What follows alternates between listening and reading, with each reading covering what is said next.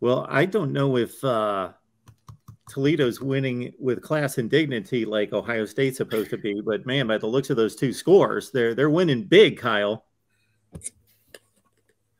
Yeah, Long Island and UMass, just a little different animal than Ohio State. But I guess you can say there's something for taking care of business. Plenty of teams in college football did not do that in week 2. Toledo did, but they're going to have a major challenge, on hand Saturday against Ohio State. I think they can keep it respectable for 30 minutes. I think 60 minutes is a big ask, though. As I've kind of watched over the years doing this, when you have a non-Power 5 team coming into Ohio Stadium and it's led by a run-pass quarterback, which means your offensive line better be doggone good to keep the brutality away from that player because it's coming. And I don't know, does Toledo have anything beyond the quarterback that is going to make them slow up from just going and attacking him on every play? Yeah, I think that's a huge thing. If Toledo is going to keep this close for, into the second half, DeQuan Finn, Toledo's quarterback, dual threat guy, has to be special. And I think that includes running the ball for a lot of yards. And to do that, he's going to have to be sliding and be out of bounds because, as you say, you just can't take the punishment from Ohio State's defensive line and their linebackers if you're going to keep, stay in the game, I guess. He's their leading rusher right now, which I guess is an okay thing. But at the end of the season, you don't want your quarterback to be the leading rusher. Number one, because it says something about your backfield. But also it talks about just the punishment you're going to take in college football. So they got to keep away to have him kind of fresh at the end of the game, but also use his legs as a weapon. Toledo, super chat. Go ahead. Yeah, we'll hit this out of the way. Well, a common theme, of course, is when we have these in-state games is what's that motivation and incentive from a lot of players who were possibly snubbed by Ohio State, and that was their destination of choice originally coming up through the high school ranks, and it just didn't work out that they could gain that type of attention.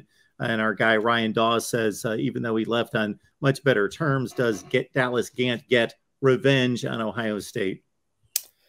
I mean, if revenge means winning, then no. If revenge means, playing well and showing that perhaps he should have got more playing time, I guess. I mean, he's been a great addition for Toledo so far this season. He's been their leading tackler in both of the first 2 games. He has 20 total tackles this year. He's been a good locker room presence. He was in the Ohio State program for 4 years, so he knows what it takes to win on and off the field. He's a really popular teammate. He's excited, about getting back to Ohio State. And he's downplayed, maybe the chip he has on his shoulder. Certainly, I mean, he enjoyed his 4 years at Ohio State. He's got a lot of friends still on the team. But there's no doubt when you go to a place that maybe you didn't live up to the hype or you might have thought you got an unfair shake, you've got something to prove. So there's no doubt that he wants to have a good game on Saturday.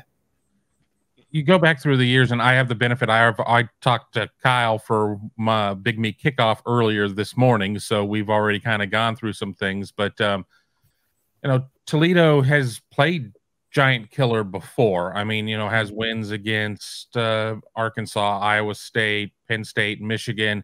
Honestly, last year should have beat Notre Dame.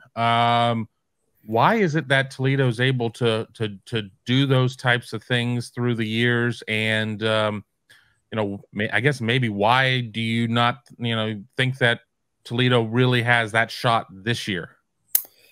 Yeah, I mean, that's a good one. I mean, and the interesting thing too, all those games you've named have come under 4 different head coaches. So it's not like they just have some, legendary coach throughout the years who gets into play well.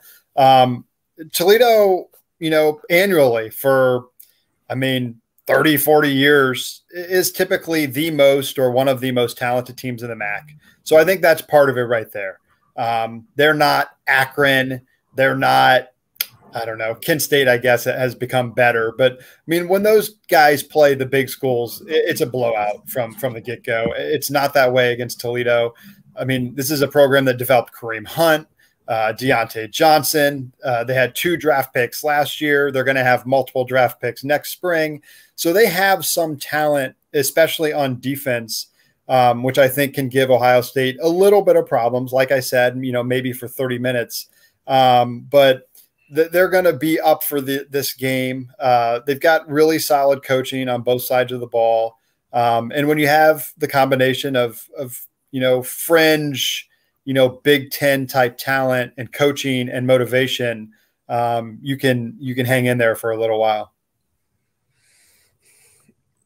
Yeah, looking at the Toledo program, you've pretty much sized it up in regards to the level of play, the level of talent that's brought in. What is the makeup, the composition of the roster? What is the buy-in from Toledo in regards to the city? It's a fairly large city. Is it still about the 65th largest market in the country, something in that range? Just kind of give us a lay of the land of Toledo football. Yeah. So, I mean, as a city, Toledo is a cool place just because you have Michigan isn't far away. Ohio State obviously is the big school in the state. And then you've got Toledo and Bowling Green nearby. And it's the same way with professional sports. There's a big pull of Cleveland and Detroit. So everyone is kind of a fan of different teams. So it creates, good arguments and things like that. Between Ohio State and Michigan, it's probably 65-35 in favor of Ohio State. There's certainly more Toledo fans than Bowling Green fans, but they always have that battle of being the second favorite team, whether you're a Michigan fan or an Ohio State fan in the area. Their kickoffs are always, they try to play complete opposite of Ohio State and Michigan. And this week is an interesting one because there's so many Ohio State fans in town that also like Toledo. But generally, those people want Ohio State to win the national title, so they're not going to be pulling for Toledo to pull off the upset. And it annoys the University of Toledo people. Jason Campbell talked about it earlier this week. If you live in Toledo and you pay your taxes here and you're a Toledo season ticket holder, like you need to be flying our flag this week, not Ohio State's flag. So it's just one of those interesting things you get with these in-state matchups. Well, Toledo's history is amazing. Beating Michigan, that had to be in one of the Rich Rod years, I would think, when they were really awful. And then I think was Amstutz the coach then, perhaps? He was. So the crazy thing about that is that's how bad Michigan was that year is Toledo beat Michigan. Toledo was 3-9 that year. Amstutz got fired 2 weeks after they beat Michigan. Oh my God. And I think our guy Larry Lage from the Associated Press, his lead on the story was Holy Toledo ? Which kind of spells it out that a MAC team, that Michigan or Ohio State would ever lose to a Mid-American Conference team, Big Ten teams at that level. But they did that. They almost beat Ohio State the last time they were in Columbus in the 2011, Fickle year. And that's not to really say anything bad about Luke Fickle. I think Woody Hayes would have gone 6-7 with that team. So it doesn't really matter. But they were driving and John Simon, I guess, had a 4th down stop in the final minute to stop Toledo from trying to win that game. It was 27-22, I think, something like that. And then, of course, last year they had a lead in the final minute at Notre Dame and gave it up and lost by, by 3 points up there. So, yeah, they over the years, as you said, different coaches and different situations, they've threatened, they've broken through. And, to say that it will happen in this game on Saturday is a bit of a misnomer because Ohio State's flying about as high as they possibly can with the best quarterback or one of the best quarterbacks they've ever had. But I don't know, just as you said, kind of that thing that's ingrained in them that they want to aim higher, they want to do better, they want to be known for more than just winning the Mid-American Conference. Yeah, I mean, it's a big spotlight game for Toledo. Not only because it's Ohio State, but it's their first ever appearance on network television, which is going to be big. It's a 7 p.m. kick, which means there's less competition. So, I mean, most of the country will probably be watching this game. Obviously, Ohio State is just a complete ratings bonanza. From a football program, a university standpoint, brand recognition thing, it's a big opportunity. So Toledo would hope, to keep it close, number one, because you always want to play your best. But secondly, they think this is an opportunity for them to kind of, attract recruits, whether it's to the university itself or to the football program. Badass Buckeye asks how much money is being exchanged hands for this trip to Columbus. $1.8 million. $1.8 million. Yes. Yeah, that seems to be about the going rate these days for these kind of matchups. Yeah, for them. Your low levels are 1-2, 1-5 is kind of a mid tier, and then ones that have a little bit more oomph. You're getting close to 2 these days. Yeah, I think go ahead. I think UConn or Buffalo in a couple of years. I think Ohio State. That's Ohio State's first $2 million game. Wow. Notre Dame paid Marshall 1.45 or something like that, as I recall, to suffer that painful defeat last Saturday. I want to ask about Jason Candle. It says here 7th season. Obviously, he followed up Matt Campbell, who went to Iowa State, if I am correct. Yeah, is still there. Looks to me like there's going to be any number of jobs open at the end of this season. Perhaps West Virginia, perhaps, Nebraska's open now and they want to get an Urban Meyer type guy. But even if somebody, say Matt Campbell, takes that job, it opens something up that a guy like Jason Candle could be in for. Just is he a Toledo lifer, or is he upwardly mobile here at some point? Indiana, if I mean, they're 2-0, but if they end up 3-9, I would think Tom Allen would be out. I don't know. Just what do you see there with maybe his future there as the head coach at Toledo? Yeah, I mean, he needs to have a good year this year. I mean, they've underachieved the last few years, but he's still considered one of the kind of bright, younger offensive minds. When he took over as head coach, he was actually the youngest FBS head coach in the country. But he's an Ohio guy. I mean, he went to Mount Union. He's been at Toledo now 14 years as an assistant and head coach, which is kind of incredible.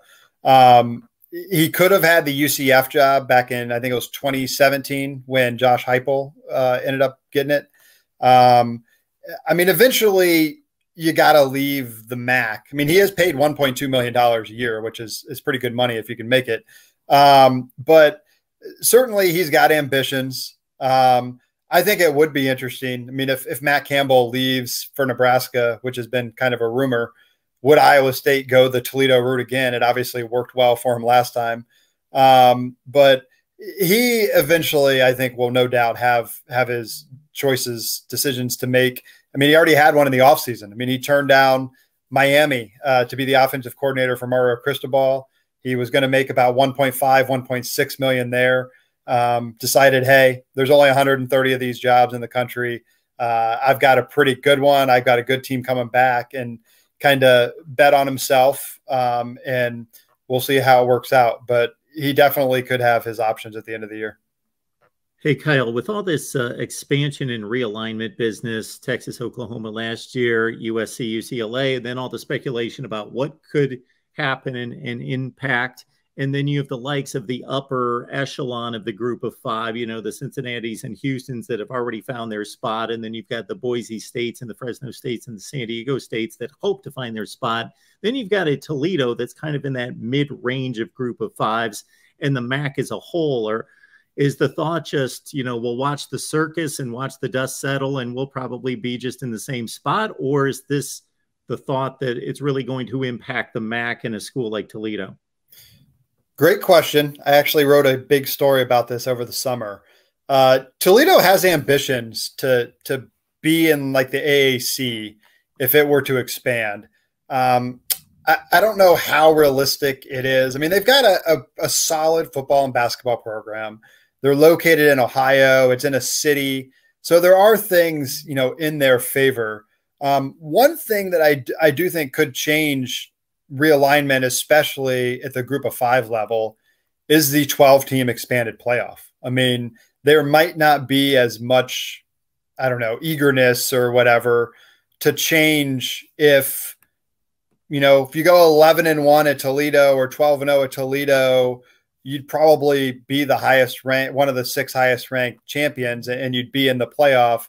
Going back to 1998 when the BCS started, 4 MAC schools would have made a 12-team playoff, you know, in the past, whatever, 23 years, 24, whatever it is. So there is evidence that you would be able, you know, to have a path to the 12-team playoff. But Toledo, definitely, I mean, it's an ambitious place. They have a new, young, athletic director who's kind of thought as a big time up and comer in the industry. And he wants to win. Good to great is kind of his mantra. And we'll see. I mean, this football season and this basketball season, Toledo is expected to have very good seasons, and we'll see if they can create momentum off of that and get into the discussion. All right. I'm good. Kevin, Steve, anything else? Yeah, the only other thing I thought of, did Toledo go to Penn State in the 2000s and win a game as well? They did. They won 24-6 in 2000. And as I recall, this is a funny story. I think that guy may still be there. He was on one of the assistant coaches was on the staff then. He was at Ohio State's camp, and I knew Penn State was going through a bad stretch, and just it was kind of right before they came back up in 2002. And I said, you guys are going to go over there and have a chance to win that game. And he looked at me and goes, you're crazy. We're Toledo. We're going to Penn State. They'll have 110,000 people there. I said, no, I think you have a chance to go in there and win that game. And they did. And I saw him at the Ohio State camp like a year or two later. He goes, you remember me? He goes, yeah, you're the guy that said we were going to go to Penn State and have a chance to win that game. So, yeah, that's that cool. one sticks in there as well. I mean,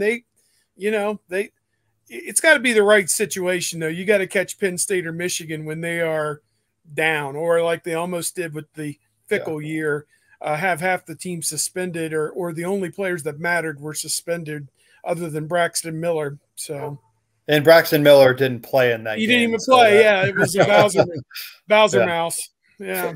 49-21 is my prediction. I hope we get a bonus from Kyle there. Very nice. You get the pick. Good stuff.